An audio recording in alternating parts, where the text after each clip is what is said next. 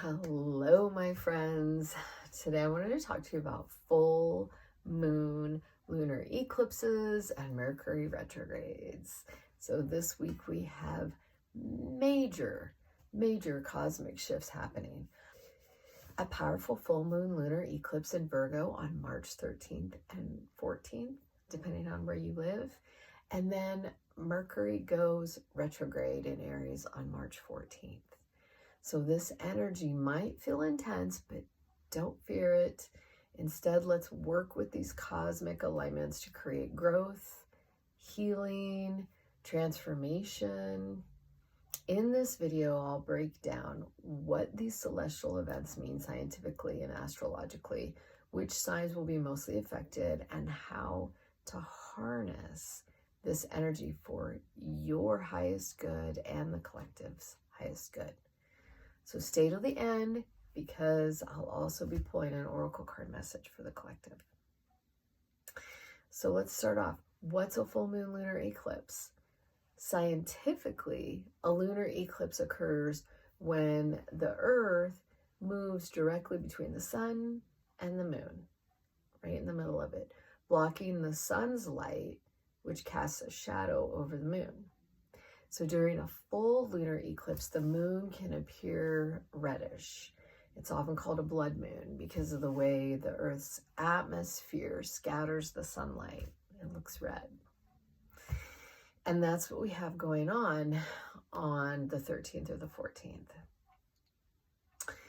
Astrologically speaking, a full moon represents culminations, release, and heightened emotions. When it coincides with a lunar eclipse, the energy is supercharged, often bringing fated events, deep revelations, and sudden shifts in your life. Eclipses are cosmic course correctors. So they clear out what no longer serves us, and they push us into alignment, whether we feel ready or not. This is energy that is impactful and fast. So, what does a full moon lunar eclipse in Virgo mean? This lunar eclipse in Virgo is here to eliminate what needs order. Where's the chaos in your life? What needs healing and refinement? Virgo is grounded, practical, and analytical. It's earth energy. It wants us to focus on details, health, organization, minimization.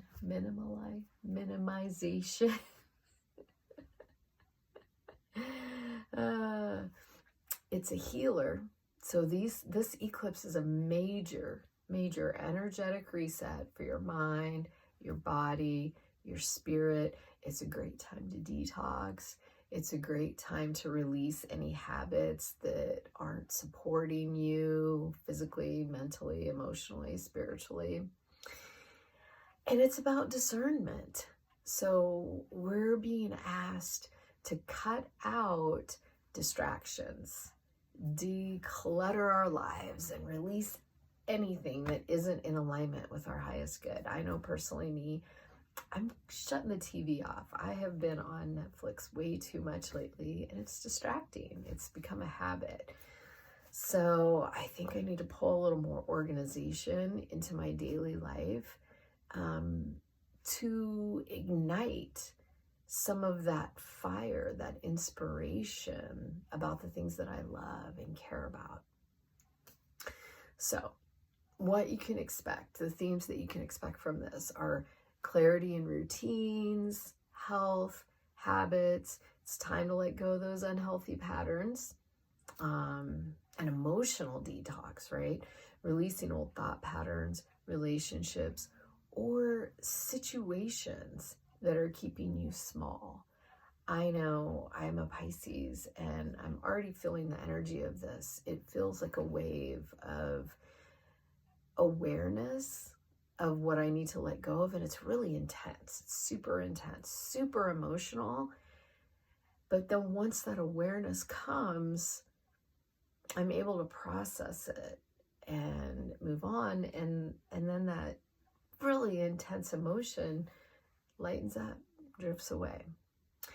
So you can also expect heightened intuition and practical action that goes along with it. So Virgo teaches us that healing just isn't, it's not just emotional. It's also in the details of daily life, in the mundane, right? Virgo is all about practicality, grounding, routine, but routines that support you, routines that inspire you. You know, a routine doesn't have to be boring. It can ignite that fire within you. So the signs that are going to be most affected by this eclipse are Virgo, Pisces, Gemini, and Sagittarius. Everyone's going to feel the energy. I'm just going to directly hit those 4 signs. So I would recommend, if you are one of those, if you have that in your sun sign, your rising sign, or a large amount of that in your birth chart, then be aware that it's going to affect you maybe a little bit stronger than your neighbor. Let's move on to the Mercury Retrograde in Aries and what to expect with that. So on March 14th, Mercury stations retrograde in Aries. We have been in the shadow already, so many of you may be feeling that energy already. And it affects us all very differently. And Mercury retrogrades get a bad rap. Everyone's afraid of them. They expect bad things to happen. And you can approach it in a different way. So it doesn't have to be a negative experience in your life, because we have them every year, multiple times a year. So we might as well learn how to work with that energy. So Mercury rules communication, technology, travel, and thought processes. So retrogrades bring delays, misunderstandings, and reflection, right? But this one is unique because it's bold and fiery in Aries. The themes that you can expect with this energy are impulsive words and reactions. Aries is direct. It's direct with its thoughts, with its words, reactions, everything it does. So watch for miscommunication and speaking before you think. Really take a pause and think about, do those words need to come out of my mouth? Is this going to help the situation? It's highly reactive, so be very aware of that. Also, there's always going to be delays in personal plans. You know, things may slow down, but it's an invitation to reassess before charging ahead. Maybe that experience wasn't for your highest good. And so taking a step back and assessing what your heart's telling you you actually want to do. What lights you up, right? Expect to revisit past conflicts. Aries energy brings up unfinished business, especially in relationships. Again, an opportunity to finish it in a positive way. So knowing this, knowing that may come up, allows you to prepare and get ahead of it, so you don't react in an old way that doesn't serve you anymore. You can finish it in a way that supports who you are in this moment, right?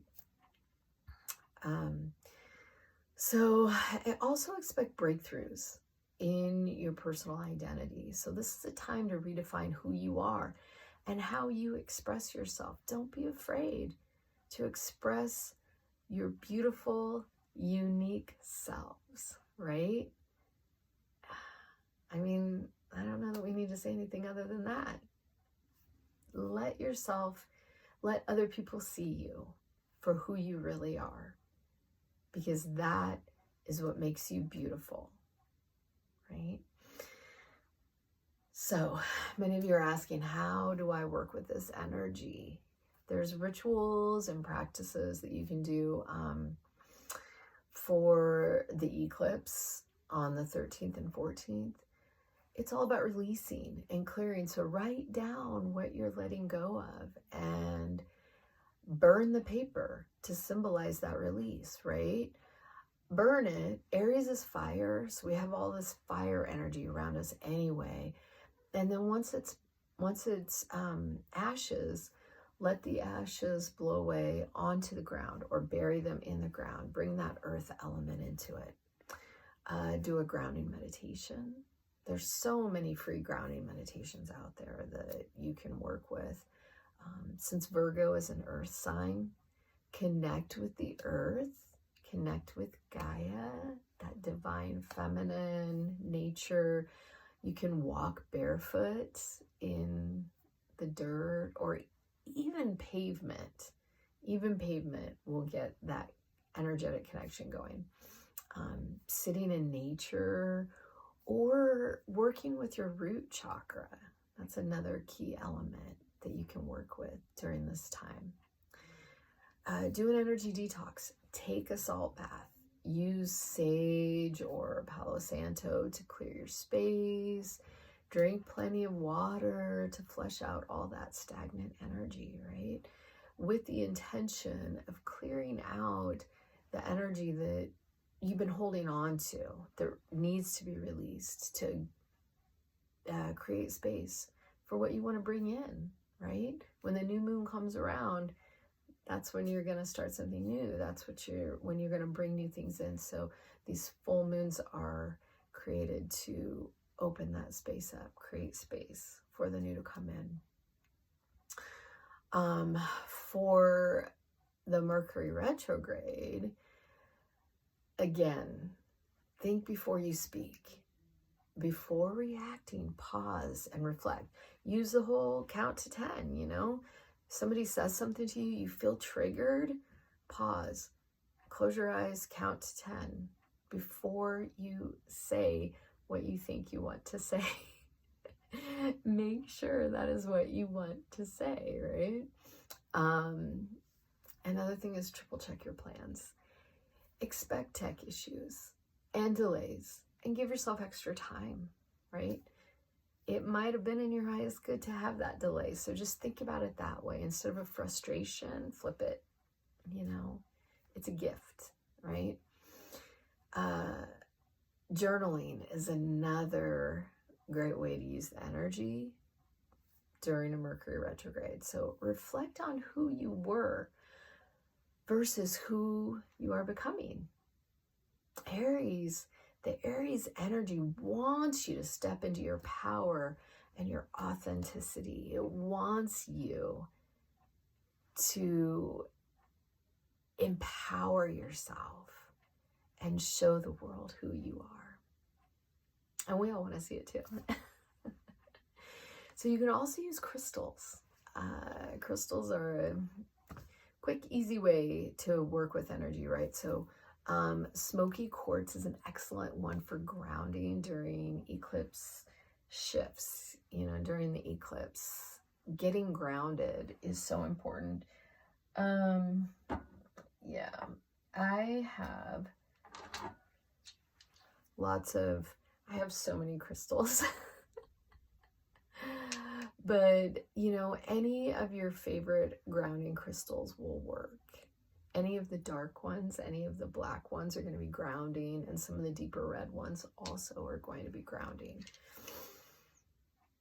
Hold it to your heart, put it in your pocket. You know, we have chakras in our palms. You can hold it in your palms and gather the energy that way. Also, fluorite and any crystal that is blue. Oh, dropping it. They're so little. Those are going to help with clarity and communication during the Mercury retrograde. Just help your words flow out, right? Clear that throat chakra energy. Make sure there's no blockages. Anything that you've been holding in. Let's see. Oh, and then if, you know, the energy is chaotic. It's chaotic anyway right now without all of this going on. And then adding the eclipse and the Mercury retrograde, just expect the energy is going to continue to be incredibly chaotic. So you can use black tourmaline. Black tourmaline is an excellent way to just protect your energy. And these are little pocket crystals. So you can slip it in your pocket and just have it with you all day and have that protective energy. So black tourmaline, it's an excellent one. Also, selenite is your friend. It comes in so many different forms. This was a bowl that Kletsimi dropped and broke, but it still holds other things. It can still hold my crystals that need to be cleansed and charged. This is a wand. This is a little wand. You can put this in your pocket. What I do, I like to rub it on my head, my crown chakra, and just anywhere that I need to cleanse my energy. It's just a cleanser, and it's self-cleansing also, so you don't have to worry about cleansing this.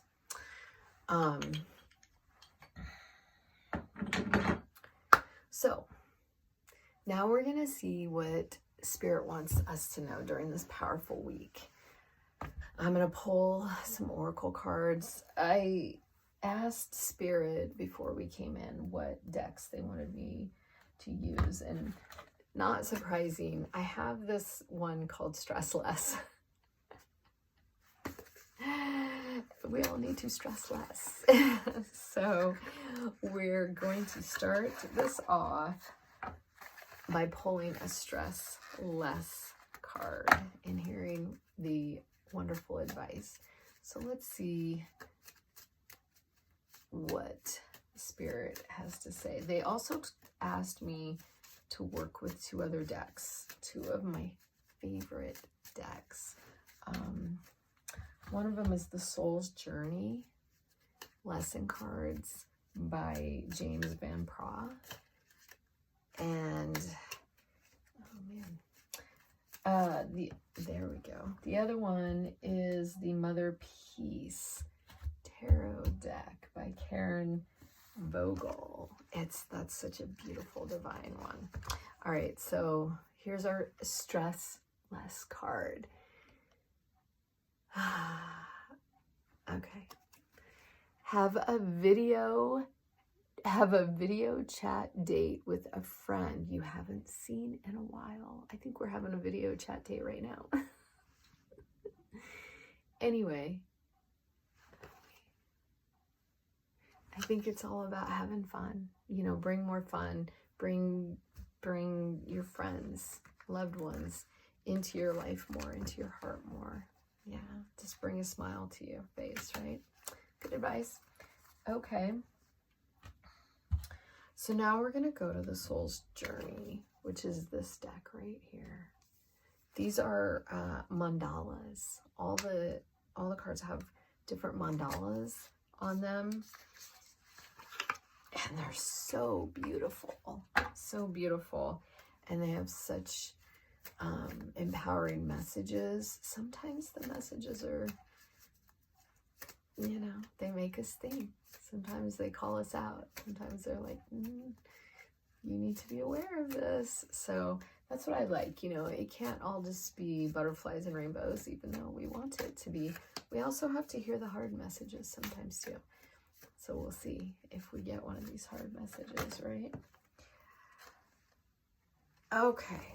Oh, well, this is good. This is good advice too. So look at the back of this also. It's so pretty. And look up. Let's see what page this is on. All right, so look at the mandala. What do you think? What do you get from that? What are you feeling? Okay, so the card is service. Service, and it says, I feel good.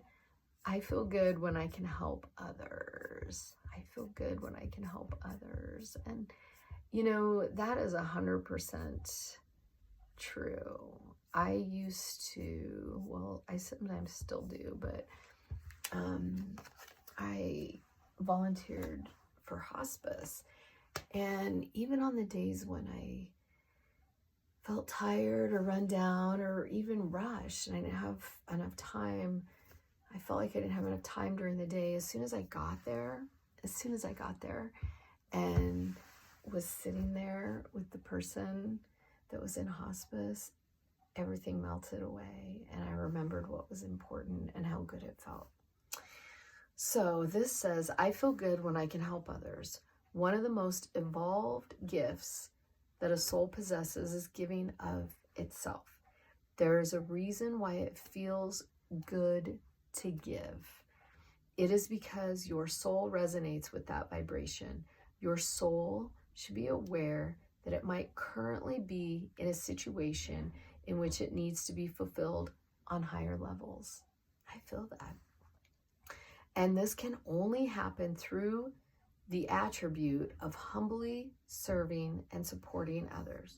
Oh, this is a long one. Put yourself in a position in which you can benefit another soul in any way possible and demonstrate unconditional love toward others. I mean, that's really it, the bottom line, unconditional love, right? This might mean bringing yourself into your heart space and letting everything you involve yourself in come from an attitude of giving freely. You have to learn to direct your green heart light energy through all your thoughts, actions, and deeds. I'm sure, you know, I'm sitting here going, yeah, how can I do this? Where can I do better, right? How can I improve this in my life? So look around and see where and how you can serve another. Perhaps one way would be asking a friend if you can help clean up his or her office or run errands. Maybe volunteer to watch your neighbor's kids so the parents can have a night out. Make a meal for someone who might be sick. Volunteer in a hospital or hospice. Perform an activity that enriches someone else's life. I mean, that's it. It's just, how can you make someone else's life better, right? And we all have different opportunities to do that. It can look different in so many different ways. I will say hospice was one of, it actually it is one of the most fulfilling things that I have done. One of them, it's top, it's up there, right? Okay, so the last one is this beautiful round deck that is the epitome of divine feminine energy. I love it. I love it. It's round. It's got all this circular motion on the back of the cards. It is the Mother Peace Tarot deck by Karen Vogel. This is the guidebook, and the images are just gorgeous. It pulls from so many different cultures, and it's just this empowering divine energy associated with it. So let's see what message. Oh, immediately.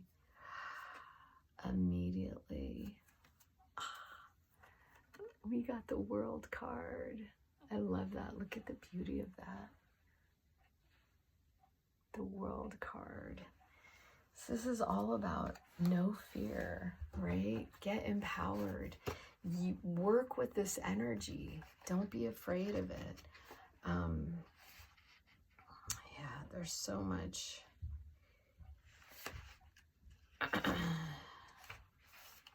So much beauty in the World card. Oh, sorry, I'm taking forever looking this up because apparently I don't remember my Roman numerals. There we go. Okay. There we go again. The fool has grown up into a woman of the world, leading a spiral dance. She is followed by her circle of friends and family. She skips through a chain of peyote buttons and flowers. These sacred plants part to let her by. She's come a long way. It no longer matters to her how she looks or that her clothes are torn. She takes her place among the children of the earth. The world is breaking free into a new cycle. The old is completed and many new things are now possible since she has done her work. She knows and loves herself as all her facets have come into harmony. She may feel expanded and omnipotent because a major cycle of her life is completed and a new doorway opens. I love that. That is so powerful. I'm curious what you all think. What are you getting from that message? So, just as a reminder, stress less, connect with your friends, even if it's virtually, right? Where did our Soul's Journey card go? Service. That's right. Be of service to anyone and it will benefit you. Be of service. And sometimes it's being of service to yourself. But right now this card is actually asking to be of service to others. And if everyone is of service to someone else, then everyone is getting help, right? Everyone is getting supported. Everyone is getting what they need. And then take your place. Take your place in the world, your empowered space. I love it. Okay, so this is such an intense yet transformational week. I'd love to hear from you. How are you feeling these eclipses and retrograde energies? So drop a comment below and let me know what themes are showing up for you. Also, if you found this helpful, don't forget to like, share, and subscribe for more astrology updates and spiritual guidance. Sending you all love and grounding energy. Remember to shine your light. The world needs it. Always choose love. Namaste.